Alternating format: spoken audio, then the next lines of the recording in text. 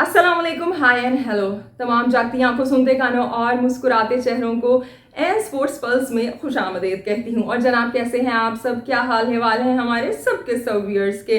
Well जनाब, आज programme में बात करने को बहुत कुछ है। इतने टॉपिक्स हैं कि आई वाज थिंकिंग कि कौन से टॉपिक्स पिक किए जाएं और कौन से ऐसे टॉपिक्स हैं कि जिनको स्किप कर दिया जाए, क्योंकि वीडियो फिर काफ़ी लंबी हो जाती है और जब लंबी हो जाती है तो समटाइम्स अपलोड करने में काफ़ी प्रॉब्लम हो जाती है। जैसे कि मेरे साथ इससे पहले वाली वीडियो में हुआ।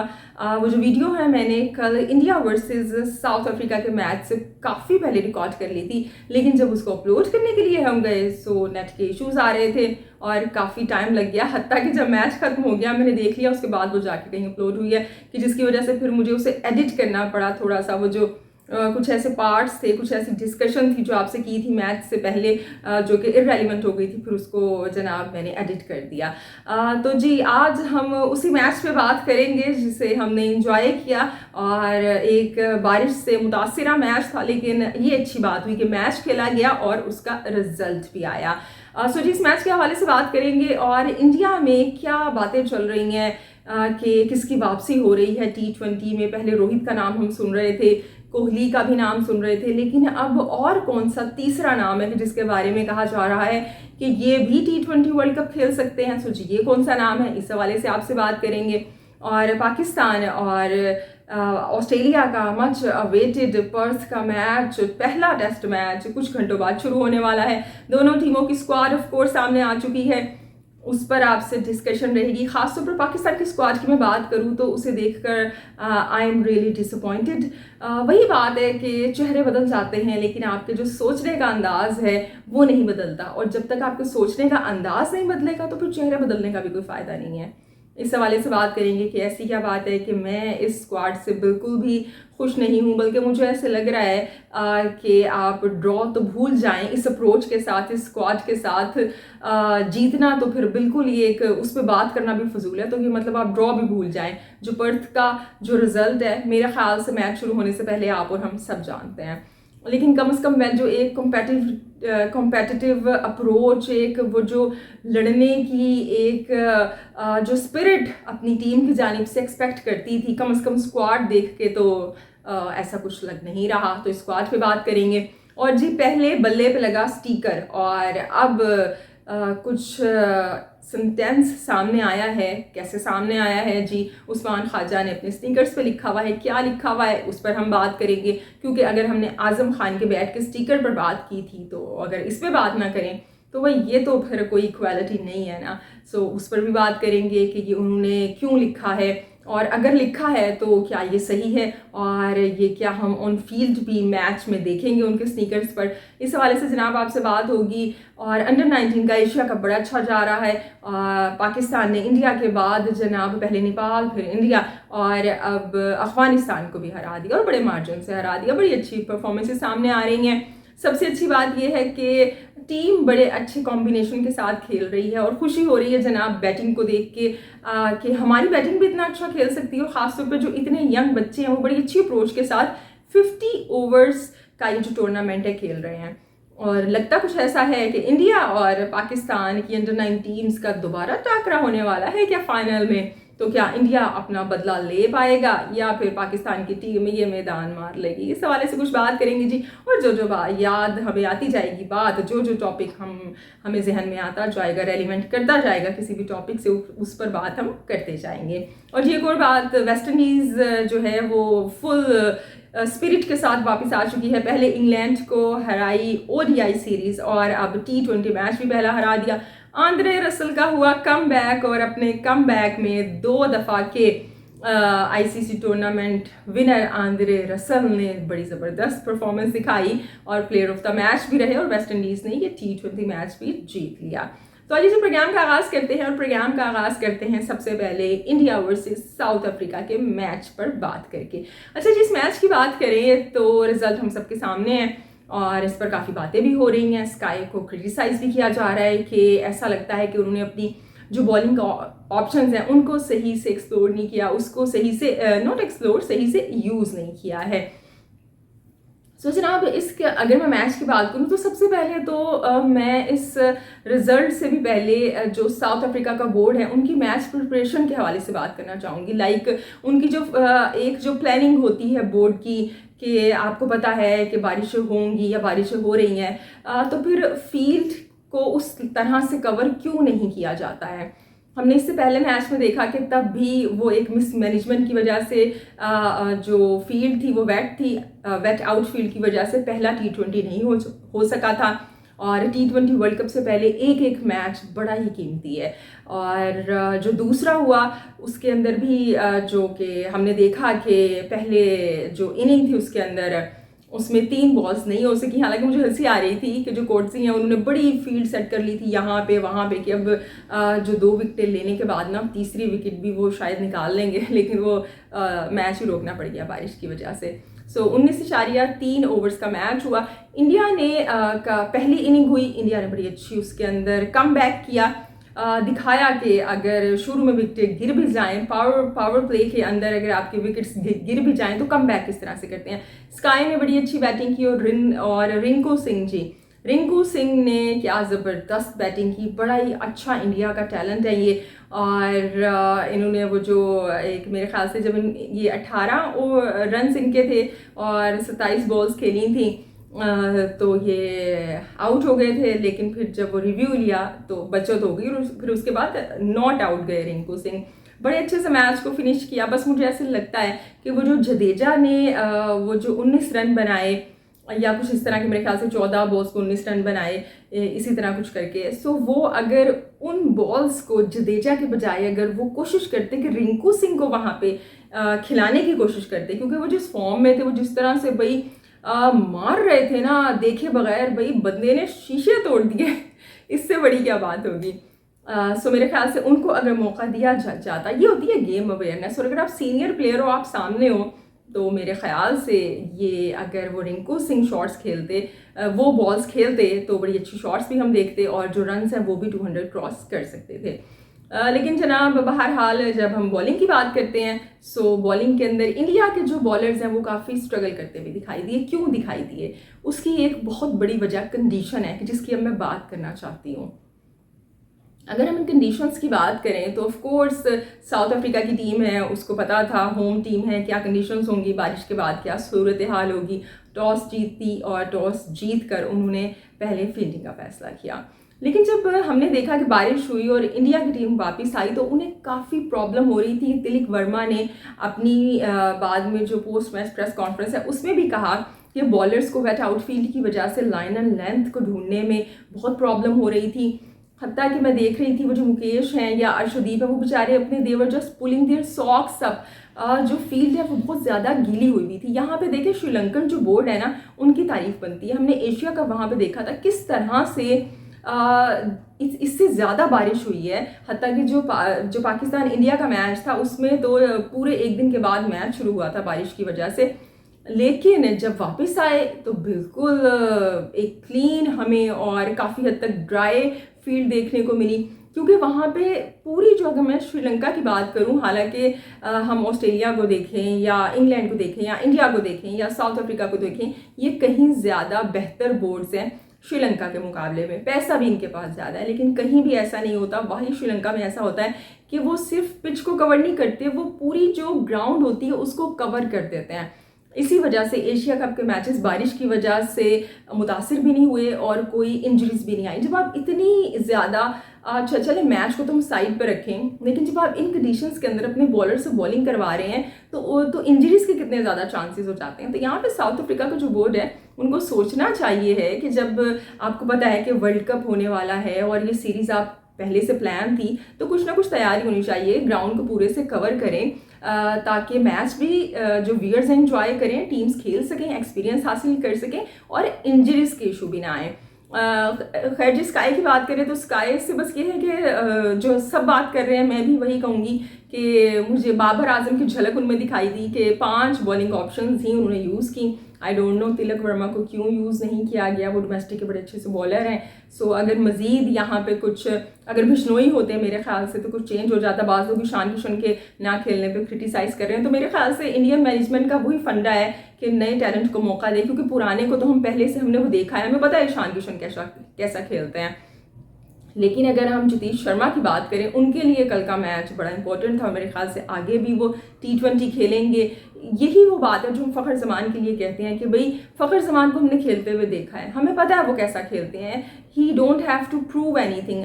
हमें चाहिए है कि हम भी यहाँ पे साइम अयूब को मौका दें, या कभी मोहम्मद हारिस से ओपन करवाएं, या हसीब को अपने ओपनिंग के प्लान्स में शामिल रखें। लेकिन यहाँ पे तो खैर ऐसा होता नहीं है, इंडिया में ऐसा हो रहा है और इसकी हम तारीफ़ करते हैं। और अब बात करते हैं जी कम बैक की। किसका कम बैक सुनने में आ रहा है T20 वर्ल्ड कप में इंडिया में? कि हम यहाँ पे जनाब बात करें तो T20 वर्ल्ड कप हमें पता है कि IPL के फ़ौरन बाद है, और जो सीनियर खिलाड़ी हैं, डिबेट ये है कि ये जूनियर खेलेंगे या सीनियर्स का कम बैक होगा। इसके अंदर रोहित का एक ऐसा नाम है जो काफ़ी कंफर्म है कि वो वर्ल्ड कप खेलेंगे। कोहली का भी एक ऐसा नाम कि जिसके बारे में कहा जा रहा है कि ये वर्ल्ड कप में होंगे, चांसेस इस चीज़ के हैं। चले इन दोनों नाम तक तो सही था, लेकिन बाज़ लोग ऐसे भी इंडिया में हैं जो कि समझते हैं कि ये जूनियर्स के साथ कहीं ना कहीं नाइंसाफ़ी हो जाएगी कि तमाम जो बायलैटरल सीरीज़ है वो खेलें, और वर्ल्ड कप में हम देखते हैं कि सीनियर हमेशा वापस आ जाते हैं। हमने इससे पहले जो लास्ट T20 वर्ल्ड कप हुआ था उसमें भी देखा, और अब जो वर्ल्ड कप होगा उसमें भी इसी चीज़ के चांसेस हैं। लेकिन अब एक तीसरा नाम ऐसा सुना जा रहा है कि जो मैं नहीं समझती कि T20 वर्ल्ड कप में उस नाम की जगह बनती है। KL राहुल। KL राहुल एक विकेट कीपर बैटर हैं और बड़ी अच्छी नो डाउट उनकी परफॉर्मेंस है, तीनों फॉर्मेट खेलते हैं। लेकिन इंडिया के पास जब इतनी ऑप्शंस हैं, और जब मैं समझती हूँ कि उनसे बेहतर ऑप्शन है, अगर हम ईशान किशन को देखें तो उनके पास तो एक्सपीरियंस की भी कोई इतनी कमी नहीं है। वो काफ़ी टाइम से नेशनल टीम के साथ हैं, अभी वर्ल्ड कप के मैचेस भी उन्होंने खेले जब गिल अनफिट हो गए थे। तो सो ऐसे में KL राहुल का खेलना, तो फिर ये जो अभी जतीश शर्मा कर रहे हैं कीपिंग, या जो संजू सैमसन है, उनका क्या कसूर है भाई? कि जब ODI वर्ल्ड कप था तो आप वो T20 स्क्वाड में थे, अब T20 वर्ल्ड कप है तो वो ODI स्क्वाड में है। सो यहाँ पे मुझे KL राहुल और जो हमने वर्ल्ड कप में जो उनका एक स्टाइल देखा है खेलने का, मैं नहीं समझती कि इन यंगस्टर्स के होते हुए KL राहुल की कोई जगह बनती है। देखिए, मैनेजमेंट को सोचना पड़ेगा। अगर इसी तरह हमेशा होता रहेगा कि यंगस्टर बायलैटरल सीरीज में परफॉर्म करते रहें और बाद में जब ICC इवेंट आए तो फिर आप सीनियर को ले आएँ, सो ये कहीं ना कहीं उन यंगस्टर्स के साथ भी ज़्यादती है, और जो सीनियर्स आ रहे हैं उनके साथ भी आप उनको वो कहेंगे ना कि ओवर एज दे रहे हैं, एडवांटेज दे रहे हैं सीनियर होने का। No doubt, I do accept कि जो एक्सपीरियंस है वो काउंट करता है। मैं बिल्कुल कहूँगी कि वेस्ट इंडीज़ की कंडीशंस हैं, USA की कंडीशंस हैं, वहाँ पे आपको एक्सपीरियंस को लेके जाना चाहिए है। लेकिन इसका मतलब ये नहीं है कि आप जो पूरी टीम है वो एक्सपीरियंस से भर दें। वो पुरानी टीम जाके खेलनी है, अगर वही जो लास्ट T20 वर्ल्ड कप खेली थी, तो फिर इस नए ब्लड को चांस देने का, मौका देने का क्या फ़ायदा? ये तो फिर वो कहीं ना कहीं आप उन्हें डिस्करेज कर रहे हैं कि भाई जितनी मर्जी आप जान लगा लें, जो मर्जी आप मेहनत कर लें, जो ICC इवेंट्स है वो तो ये सीनियर ही खेलेंगे।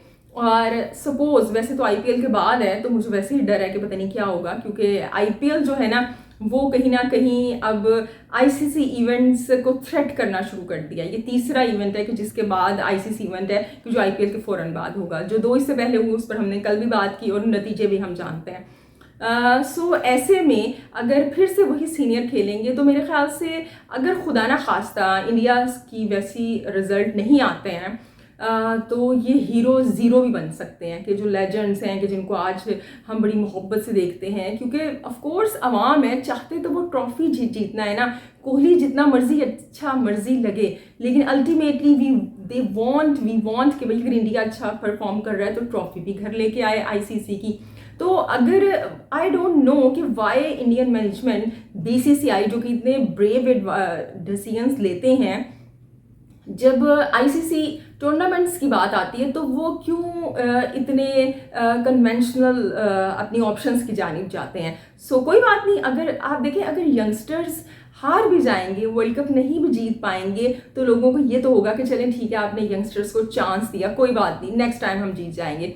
लेकिन अगर आपने सीनियर टीम खिला ली फिर भी वो हार जाएंगे तो ये बहुत बड़ी डिसअपॉइंटमेंट हो जाएगी। सो ये कुछ ऐसे प्लान्स हैं कि जिन पर बीसीसीआई को गौर करने की ज़रूरत है और टाइमली फैसला करने की ज़रूरत है। और ख़ासतौर पर जो आपके फैंस हैं, जो इंडियन व्यूअर्स हैं, उनको ये बात कम्युनिकेट बीसीसीआई को करनी चाहिए कि उनके आखिर वर्ल्ड कप के लिए प्लान्स क्या हैं, और प्लेयर्स को भी बिल्कुल ये बात कम्युनिकेट होनी चाहिए है। सो जी, ये तो मेरी कुछ राय है। इस हवाले से आपकी क्या राय है कि भाई केएल राहुल की वापसी होनी चाहिए T20 वर्ल्ड कप में या नहीं होनी चाहिए? मुझे ज़रूर बताइएगा। मेरे ख्याल से तो भाई उनकी T20 टीम में जगह नहीं बनती है। और अब हम बात कर लेते हैं जी पाकिस्तान की स्क्वाड की, कि जिसको मैंने आज पढ़ा और जो मेरा दिल है ना वो बस ऐसे ही होके रह गया कि ये क्या स्क्वाड है भाई। वेल जनाब, अगर आप ये स्क्वाड देखें तो इसके अंदर आप बिल्कुल क्लियरली ये देख सकते हैं, जो कि हर एक को बात दिखाई दे रही है, कि जो बैटिंग है उसको डीप किया है पाकिस्तानी टीम ने। यानी कि बैटिंग को मज़ीद स्ट्रेंथन करने की कोशिश की है। यहाँ पे फ़हीम अशरफ को, आगा सलमान को, फ़हीम अशरफ को शामिल करना वजह ये की है। लेकिन जो बॉलिंग है पाकिस्तान की वो बिल्कुल भी मुझे उस तरह की नहीं दिखाई दे रही है जो कि पर्थ में ऑस्ट्रेलिया को चैलेंज कर सकेगी। एक फ्रंट लाइन आपने पेसर शामिल किया है और वो है जी शाहिन शाफरीदी। उसके अलावा 2 डेब्यूज़ हैं, वो हैं जनाब आमिर जमाल और खुर्रम शहजाद। अब अब्बास लोग कह रहे हैं कि मीर हमजा क्यों नहीं है। सो आमिर जमाल को मेरे ख्याल से इसलिए रखा गया है कि जो उनकी पेस है वो मीर हमजा से काफ़ी ज़्यादा अच्छी है। सो इस वजह से आमिर जमाल को रखा गया है। लेकिन और जो सबसे बड़ा कंसर्न ना, मुझे एक भी आपने मेन स्पिनर नहीं खिलाया। ठीक है, आपके 2 पार्ट टाइम स्पिनर हैं, यहाँ पे आगा सलमान हो गए या फिर सऊद शकील हो गए, कोई थोड़े बहुत ओवर हो सकता है कि बाबर आजम भी करवा ले, आई डोंट नो उनसे करवाई जाएगी या बॉलिंग या नहीं। लेकिन आपका जो मेन स्पिनर है वो यहाँ पे नहीं है। सो इसका मतलब ये है कि आपकी कोशिश यही है कि भाई हम रन बनाएं, विकेट्स आप तब तक टेस्ट मैच जीत ही नहीं सकते जब तक आप इस अप्रोच से जाएंगे ही नहीं कि आपने 20 खिलाड़ी आउट करने हैं। यानी शाहीन पे इतना ज़्यादा मेरे ख्याल से ओवरलोड हो जाएगा, क्योंकि जो बाकी 2 हैं वो तो नए हैं। अब हसन अली को भी यहाँ पे नहीं खिलाया गया और आई डोंट नो क्या सोच के स्क्वाड बनाई, ये अनाउंस की गई है, क्योंकि स्पिनर तो आपके पास मेन लाजमी तौर पे होना चाहिए था। आखिरी अगर हम तीसरे या चौथे दिन की बात करें तो स्पिनर का आपको एडवांटेज होगा। जब आपके पास मेन स्पिनर ही नहीं होगा तो वो कहीं ना कहीं ये चीज़ आपके लिए अच्छी नहीं है, आपको हॉन्ट कर सकती है। जबकि अगर हम ऑस्ट्रेलिया की स्क्वाड यहाँ पे देखते हैं तो आप देखिए वो 2 स्पिनर्स के साथ जा रहे हैं। एक है उनके ऑफ कोर्स नेथन लॉयन जो हैं वो उनके मेन स्पिनर हैं, और उसके बाद जो ट्रेविस हेड हैं वो पार्ट टाइम स्पिनर हैं उनके। और अगर हम यहाँ पे देखें सो जी जो 3 हैं वो मेन पेसर्स उन्होंने शामिल किए हैं। मतलब वही उनकी एक टेस्ट की स्क्वाड है, वही टीम है। स्क्वाड में टीम का वर्ड यहाँ पे यूज़ करते हैं, वही टीम है जो कि हम एक्सपेक्ट कर रहे थे कि आएगी जनाब हमारे सामने। लेकिन पाकिस्तान दूसरी जानिब अगर हम पाकिस्तान की टीम देखें तो वो कॉन्फिडेंस दिखाई नहीं दे रहा, वो अप्रोच ही आपकी दिखाई नहीं दे रहे। आप अभी तक अपना दामन बचाने में वो लगे हुए हैं कि किसी तरह जो है ना हम बैटिंग अच्छी कर लें। भाई बैटिंग की जान छोड़ दें, बैटिंग आपकी अच्छी हो जाएगी, लेकिन वाई डोंट यू ट्राई कि आप विकेट्स लें, आप खिलाड़ी आउट करें। आप ड्रॉ की जानिब क्यों जाना चाह रहे हैं? आप रिजल्ट ओरिएंटेड मैच क्यों नहीं खेलना चाह रहे हैं? वैसे तो हफीज़ ने इतनी बड़ी बड़ी बातें की थी, लेकिन अभी स्क्वाड देख के तो मुझे कोई इतनी ज़्यादा खुशी नहीं हुई है। ख़ासतौर पर मेन स्पिनर ना देख के आप यकीन जाने दिल टूट गया है। बहरहाल जो 2 कैप्टन हैं उन्होंने प्रेस कॉन्फ्रेंस की, अच्छी प्रेस कॉन्फ्रेंस की, कम अज़ कम थैंक्स गॉड कि वो हफीज़ की तरह शान मसूद ने कोई बड़ी बड़ी हाँकी नहीं कि हमें तो बड़ा अफसोस हुआ उस पिच को देख के। अच्छा उनसे क्वेश्चन भी हुआ था कि हफीज़ ने कहा है कि वो जो कैनबरा की पिच है वो अच्छी नहीं थी, तो उन्होंने शान मसूद ने बड़े अच्छे से उस चीज़ को हैंडल किया कि हम प्लेयर्स हैं और हम में अडेप्टेबिलिटी होती है, चाहे हम पाकिस्तान में खेलें या इंग्लैंड में खेलें, ऑस्ट्रेलिया में खेलें, हम अडेप्ट करना जानते हैं। और यही प्लेयर्स की बात होती है कि भाई जो भी आपको कंडीशन दी गई है उसमें आप परफॉर्म करके दिखाएं। अब हफीज़ ने फजूल में रोना धोना मचा के रखा हुआ था।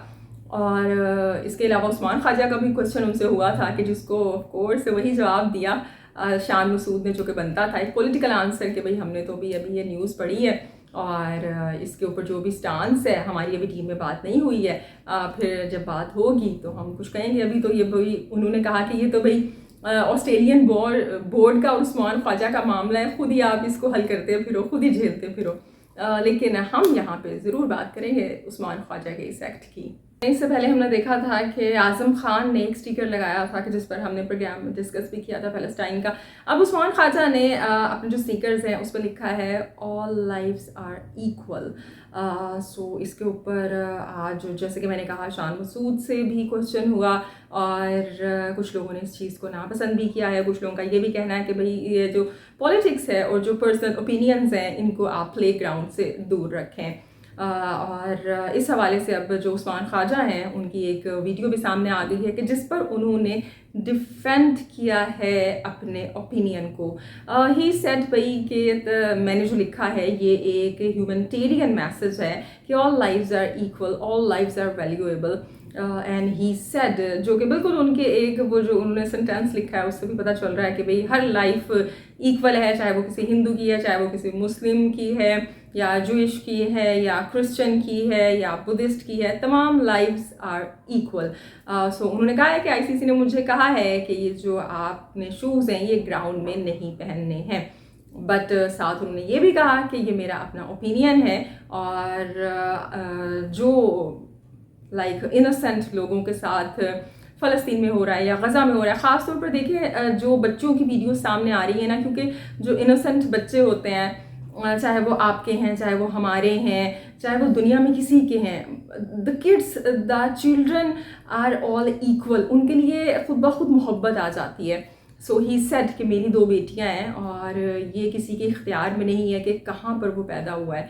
सो इस वजह से कि वो कहाँ से बिलोंग करता है उनको एक इस किस्म के हालात का सामना करना पड़े या इस तरह की ब्रूटलिटी का सामना करना पड़ रहा है, तो वो जनाब उन्होंने इसके ख़िलाफ़ लिखा है। अब देखते हैं जी ग्राउंड में क्या होगा, लेकिन अगेन वही बात है कि आप अपने पर्सनल जो कि आपके ओपिनियंस हैं और जो कि पॉलिटिकल आपके व्यूज़ हैं उनको आप ग्राउंड में नहीं लेके जा सकते हैं।